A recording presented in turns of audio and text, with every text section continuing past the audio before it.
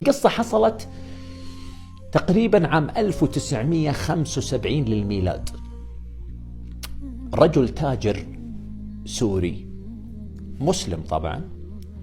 هذا الرجل تعب وحس بآلام، راح يكشف، قالوا له معاك سرطان. في ذاك الوقت كان يعني موضوع علاج السرطان غير متقدم في سوريا، فاضطر هذا التاجر وهو يملك أموال تعرفون، اضطر أنه يروح لأمريكا حتى يشخص ويشوف كيف يستطيع أنه يتعالج، وفعلا انطلق لأمريكا. لما وصل هناك وبدأت التحاليل وبدأت تشخيص المرض عنده، صارحه الدكتور وقال له أنا يعني ما أقدر أجاملك، لأنه في الحقيقة ما تبقى لك في الدنيا إلا القليل. أنت المرض استشرى فيك تماما في جسمك، ويعني أقصى حد ممكن تبقى فيه على الحياة شهر بس. الرجل ذكر الله واسترجع، إنا لله وإنا إليه راجعون. قال له الدكتور الأمريكي روح ارجع لبلدك، استمتع ببقية الأيام اللي عندك. طبعا يحكم بناء على نظرته هو، استمتع ببقية الحياة اللي عندك والأوقات اللي عندك، وجهز أمورك لأنك خلال شهر قد تغادر الحياة. الرجل هذا التاجر السوري رجع لسوريا، وكان الوقت وقت يعني أمطار وشتاء. بعد 20 يوم كان هو في البيت، يعني باقي 10 أيام تقريبا، يعني بحسب حسبة الدكتور انه ويتوفى هذا الرجل. كان ضايق صدره وقاعد في البيت، كان حاسس بضيقة في الصدر غريبة ما يدري وش سببها. فطلع يتمشى. وين بتروح يا والدنا؟ تقول لزوجته وين بتروح؟ قال بروح اتمشى شوي وارجع، اتركوني خلوني ارتاح شوي. وطلع يمشي على الرصيف. بعد فترة من مشيه على الرصيف تعب، حب يرتاح، لكنه وصل عند شاب واقف جنب امرأة يكلمها. فالرجل هذا الشايب جلس، وإذا هذا الشاب جالس يكلم المرأة هذه عن أنه يعني كم المبلغ اللي تبغاه حتى تمكنها من نفسها، يعني في الحقيقة يريد أن يزني بها. فكانوا يتفاصلون في السعر. فالمرأة تقول له الله يخليك أنا بيطلعني صاحب البيت من البيت البسيط اللي أنا ساكنة فيه أنا وعيالي، أنا وضعي تعبان، الله يخليك أبغى المبلغ الفلاني. وهذا الشاب يقول لها، شاب طبعا مفتول العضلات وكذا وباين عليه أنها يعني راعي فلوس، يقول لها لا المبلغ الفلاني. قالت لا الله يخليك عشان أسدد الإيجار، الله يخليك. قال لها لا. الشايب هذا جالس يسمع الحديث. الشاب هذا ما نفع معاه الوضع، قال لها ما عاد أبغاك، ثم مشى. فالرجل الشايب هذا كبير السن المريض قام وراح للمرأة. السلام عليكم. وعليكم السلام. يا بنتي أنا سمعت حوارك مع الشاب هذا، يا بنتي ليش تبيعين جسدك؟ ليش تتنازلين؟ ليش؟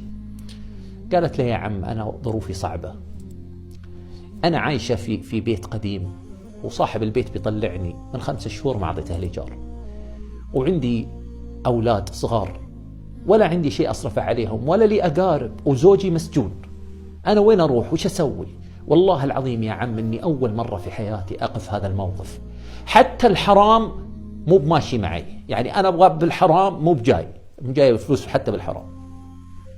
فقال لها يا بنتي أعرض عليك عرض. قالت تفضل. قال أنا أتكفل بمصروفك ومصروف عيالك لين يكبرون يصيرون رجال، ولين الله يغنيكم، بس بشرط ما عاد تعرضين نفسك لأحد ولا عاد تتنازلين عن عرضك، توعديني؟ قالت أوعدك. قال وش الضامن بيني وبينك؟ قالت الله. بيني وبينك رب العالمين، أشهد الله سبحانه وتعالى إني ما أبيع جسدي، وإني ما أترك هذه النعمة اللي أنعم بها علي بوجودك وجيتك في هاللحظة، وكأن الله مسخرك لي يا عم. قال تم الموضوع، أعطيني عنوانك، وين عنوانك، وارجعي لبيتك الآن. عطتها العنوان وراحت لبيتها، ورجع هو راح المكتبة. رجل غني، رجل تاجر، راح المكتبة كتب وصية: يا أبنائي كل شهر، كل أول شهر ارسلوا مصروف يكفي 5 أشخاص، لأن هي كانت ومعها 4 أبناء. ارسلوا مصروف ال5 أشخاص إلى العنوان هذا. هذه وصيتي لكم، نفذوها ما دمت أحياء. ثم أخذ الورقة وحطها في الخزانة، احنا نسميها عندنا التجوري الخزانة. ثم أخذ مبلغ وراح وجاب مواد غذائية، وراح للعنوان وملأ بيتها مواد غذائية، وأدخل السرور عليها وعلى عيالها. ثم راح لصاحب البيت وسدد له كل المبالغ السابقة، خلاص، ودفع له إيجار 3 سنوات قدام. ثم راح للبقالة وسدد ديونها، وراح للملحمة وسدد ديونها، وراح وقال أعطوها كل ما بغت أعطوها. ثم رجع هذا الرجل لبيته وهو منشرح الصدر، يحس بسعادة غامرة، نسى الألم، نسى المرض، نسى الموت. ثم عدت 10 أيام والرجال ما صار له شيء. جاء أول الشهر، أخذ المصروف وراح للمرأة عطاها إياها. عد شهر ورا شهر ورا شهر، والرجال سليم، صحته طيبة وتحسنت. عدت 20 سنة والرجل على هذا الحال، والورقة في الخزنة. وبعد 20 سنة يخرج هذا الرجل التاجر من بيته يصلي الفجر، وهو يصلي وساجد يموت وهو ساجد، ويسلم روحه لله بعد 20 سنة. بعد انتهاء العزاء وبعد انتهاء الأمور هذه، عياله راحوا وفتحوا الخزنة ولقوا فيها الوصية. ناظروا وراه معدي 7 أيام على أول الشهر، يعني 7 أيام والمرأة هذه الفقيرة تنتظر هذا الراتب الشهري اللي يعطيه إياه الرجل هذا. قام أخوهم الكبير وأخذ المبلغ واتجه للعنوان وطق الباب. أطلعت له المرأة: السلام عليكم. وعليكم السلام. أختي أنت فلانة؟ قالت نعم. قال هذه من والدي، من والدي، ما قال رحمة الله عليه، قال من والدي. قالت الله يجزاه خير ويفرج كربه، والله العظيم إني أدعو له ومستمرة أدعو له. أبشرك، تقول أبشرك، ولدي اشتغل من 7 أيام والحمد لله رب العالمين أمورنا المادية زانت. قل للوالد يعطي هذه الفلوس الناس محتاجين غيري، أنا الحمد لله الله كفاني هالحين. دمعت عيون الشاب وقال يا أختي الوالد توفى من 7 أيام. تخيلوا يا جماعة، من 7 أيام. بكت المرأة وقالت لهذا الشاب والله ما أنسى والدكم من الدعاء ما دمت حية، ولا ينسونها عيالي من الدعاء ما دام حي، ما دمنا أحياء. الصدقة تطفئ غضب الرب.